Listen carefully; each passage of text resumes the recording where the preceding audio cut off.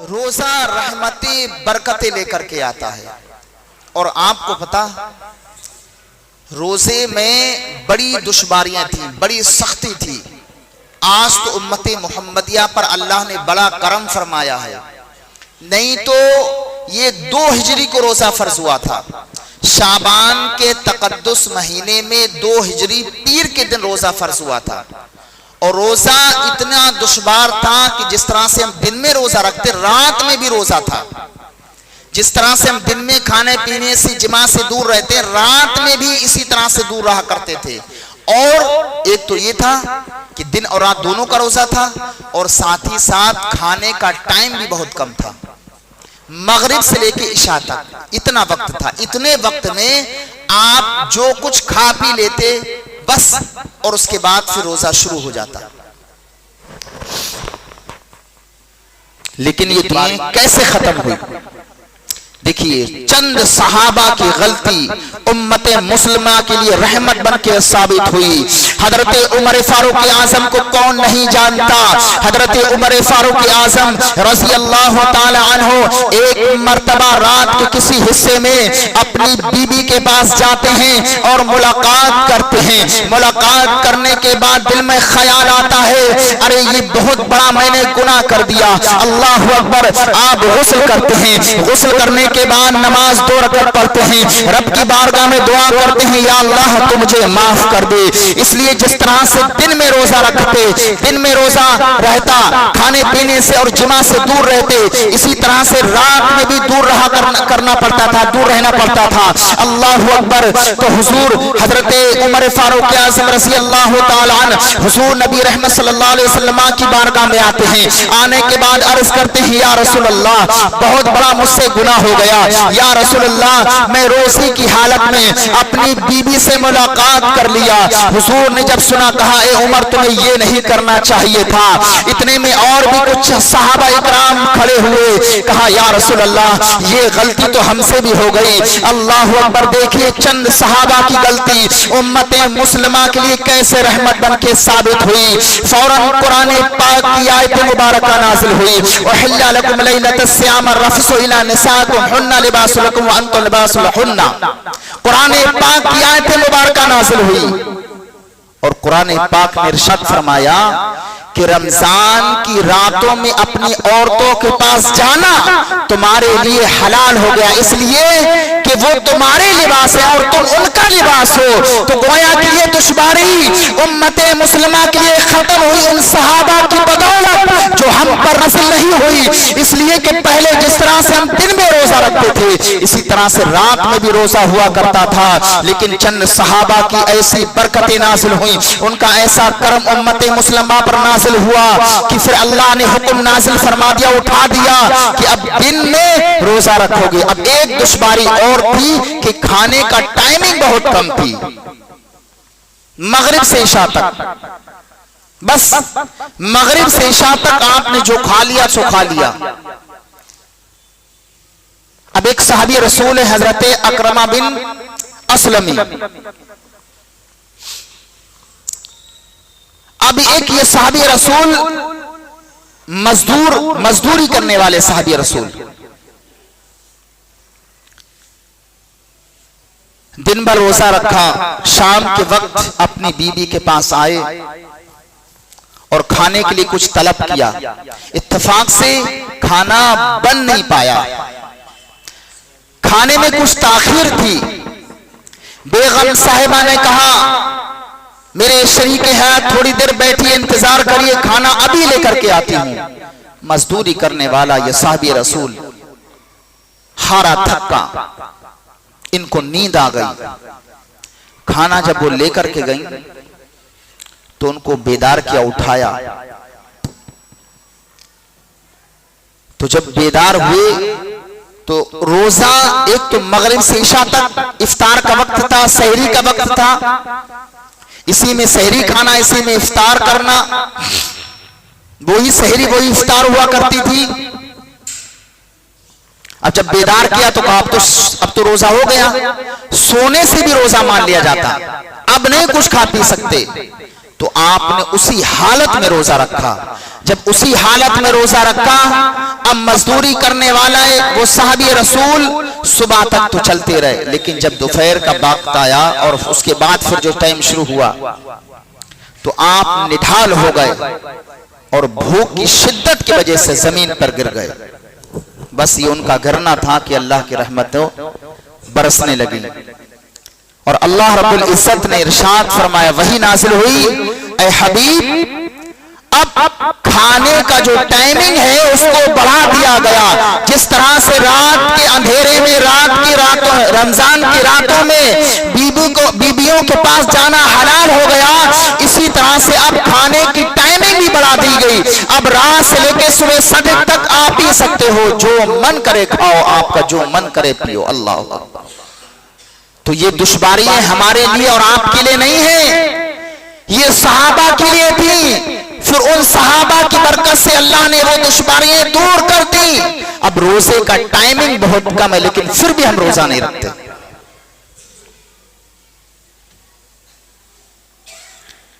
حدیث پاک کے اندر ہے، اللہ کے حبیب سرور کائنات صلی اللہ علیہ وسلم ایک دن منبر نور پر آئے اور صحابہ موجود تھے۔ صحابہ نے کیا دیکھا کہ حضور منبر کی ایک سیڑھی پر زینہ رکھا، آپ نے قدم مبارک رکھا اور آمین کہا، اس کے بعد دوسرے زینے پر آپ نے قدم مبارک رکھا اور آمین کہا، جب تیسرے سیڑھی پر آپ نے قدم مبارک رکھا اور آپ نے آمین کہا، اس کے بعد آپ نیچے تشریف لائے۔ صحابہ حیران ہیں، اللہ کے حبیب سے کبھی ایسا ملاحظہ نہیں فرمایا۔ پھر صحابہ نے پوچھا، یا رسول اللہ علیہ الصلوۃ والسلام، میں نے کبھی ایسے نہیں دیکھا جو آپ نے آج یہ کیا۔ کہا، حضور نبی رحمت صلی اللہ علیہ وسلم نے ارشاد فرمایا، اے میرے پیارے صحابہ، ابھی جبریل امین آئے تھے اور انہوں نے عرض کی، یا رسول اللہ، وہ اللہ کی رحمت سے دور ہو جس نے رمضان کا تقدس مہینہ پایا اور اپنی بخشش و مغفرت نہ کر پایا۔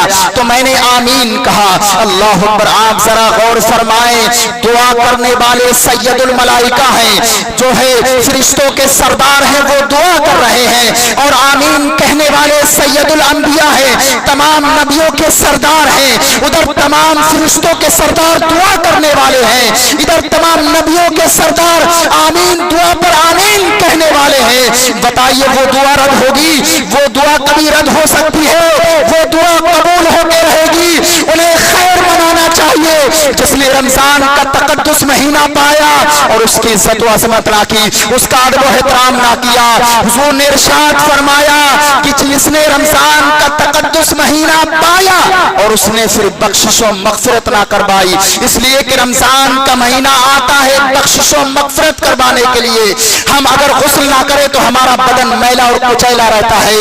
یہ بتائیے ہم بدن کو صاف کرنے کے لیے کیا کرتے ہیں؟ ہمیں غسل کرنا پڑتا ہے۔ اور ہمارا کپڑا میلا اور کچیلا رہتا ہے، اس کو صاف و شفاف کرنے کے لیے ہمیں پانی سے دھونا پڑتا ہے، اس میں صابن لگانا پڑتا ہے۔ تو ہم جب اپنے بدن کو صاف کرنے کے لیے اتنی مشقت اٹھا سکتے ہیں، اپنے کپڑے کو صاف کرنے کے لیے مشقت اٹھا سکتے ہیں، تو رمضان کا مبارک مہینہ آئے، ہم چاہے ہماری یوں ہی بخشش ہو جائے، ہم نماز سے دور رہیں، ہم روزوں سے دور رہیں، ہم تقوی و طہارت سے دور رہیں، لوگوں کے ساتھ بھلائی کرنے سے دور رہیں۔ بتائیے یہ ہمارے لیے کتنی کم ظرف بات ہے، کتنی کم نصیبی کی بات ہے کہ رمضان کا مہینہ آتا ہے انسان کو بخشش کروانے کے لیے، لیکن ہم پھر بھی بخشش و مغفرت نہیں کرواتے۔ آگے میرے مصطفیٰ نے ارشاد فرمایا کہ جبریل امین نے عرض کی، یا رسول اللہ، جس کے سامنے آپ کا ذکر ہو اور وہ شخص آپ پر درود پاک نہ پڑے، اللہ اکبر۔ آپ نے کہا آمین۔ اللہ اکبر۔ آپ ذرا غور فرمائیے، آج لوگ نبی کی شان میں انگشت نمائی کرتے ہیں، کہتے ہیں نبی وہ ہیں جو کسی چیز کے مالک و مختار نہیں ہے۔ اللہ اکبر۔ ایسا ان لوگوں نے لکھا ہے، لیکن میں یہ عرض کرنا چاہتا ہوں، ایک صحابی رسول ہیں حضرت ربیعہ، اللہ اکبر، ایک دن آپ نے حضور کو وضو بنوایا، یعنی آپ نے پانی لا کے دیا۔ حضور نے جب وضو کیا تو دیکھا دریا رحمت میں جوش میں آیا، دریا رحمت جوش میں ہے۔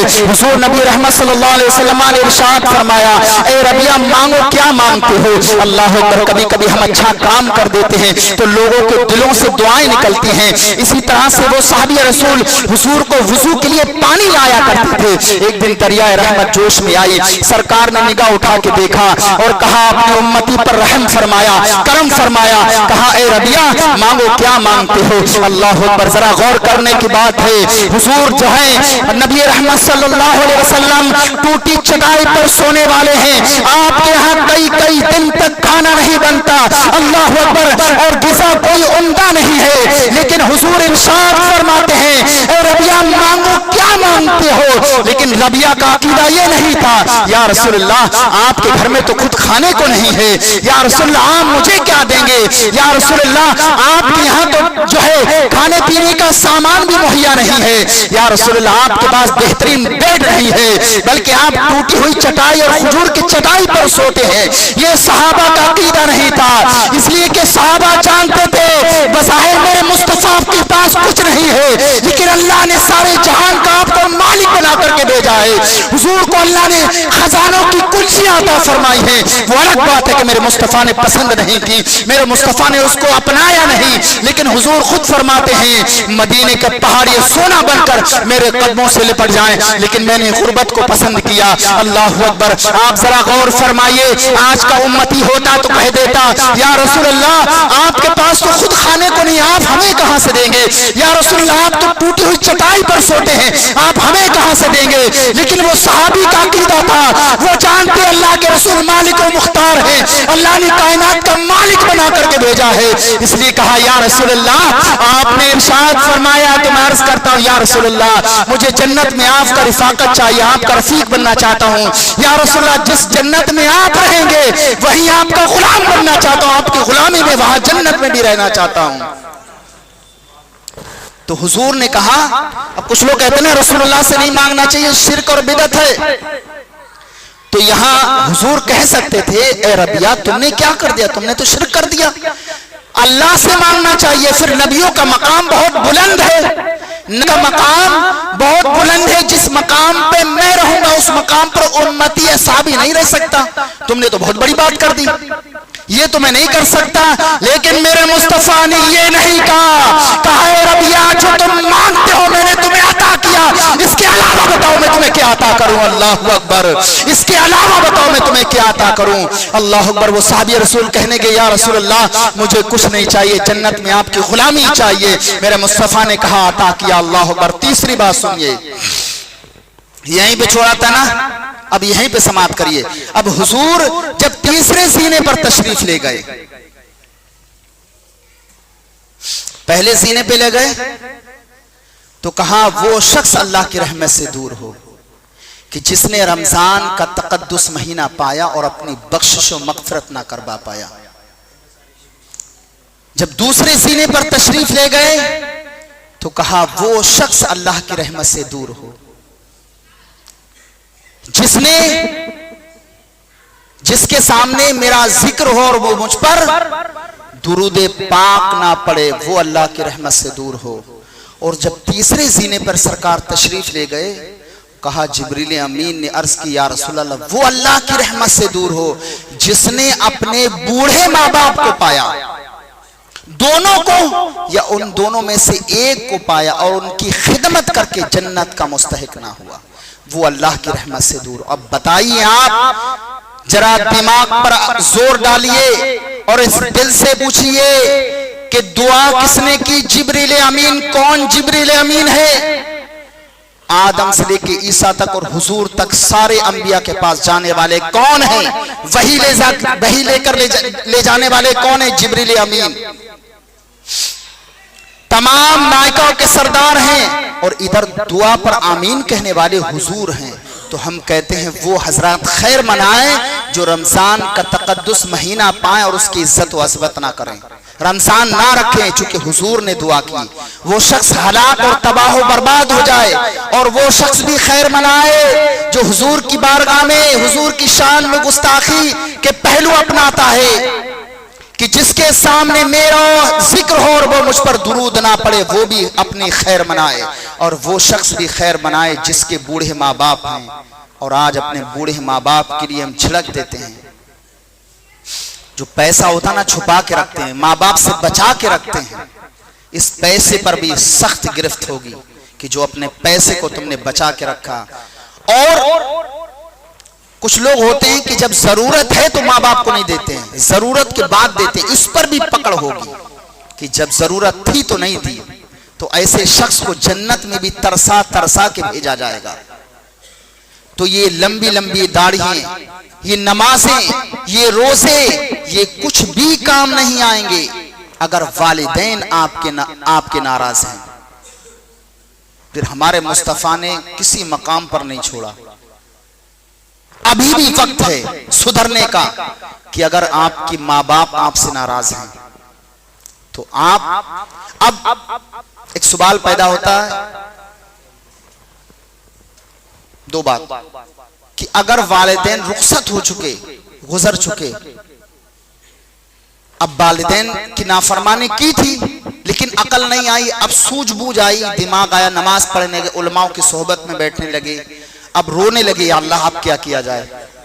تو اس کے لیے سرکار نے ارشاد فرمایا اگر ماں ناراض ہے تو قبرستان میں جا کر کے، اب کچھ لوگوں کو ماؤں کی قبریں بھی نہیں یاد ہوں گی تو پھر تمہارا پھر کچھ نہیں ہو سکتا بھائی، تو پھر تو کچھ نہیں ہو سکتا۔ ماں کی اور باپ کی قبر کہاں ہے اگر یہ بھی نہیں یاد ہوئی تو پھر کچھ نہیں ہو سکتا، اور اگر یہ ہے یاد، ماں اور باپ کی قبر آپ کو یاد ہے، تو حضور نے ایک نسخہ بتایا ہے، اگر چاہتے ہو کہ تمہاری بخشش ہو جائے، سرکار نے فرمایا اگر ماں ناراض تھی تو ماں کی پائیتی جا کر کے بوسا دے، اور ماں کی پائیتی کے پاس جا کے قبر میں روئے اور ماں سے گڑ گڑا کر اللہ سے دعا مانگے، یا اللہ مجھے ماں کا فرما بردار بنا دے۔ اور اگر باپ ناراض ہے تو باپ کے سرہانے جا کر کے قبر کے، اور جا کے رب کی بارگاہ میں دعا کریں۔ یہ نسخہ سرکار نے بتا دیا ہے، اگر اس پر بھی ہمارا، اور جنہیں ماں کی نہیں پتا ہے کہاں ہے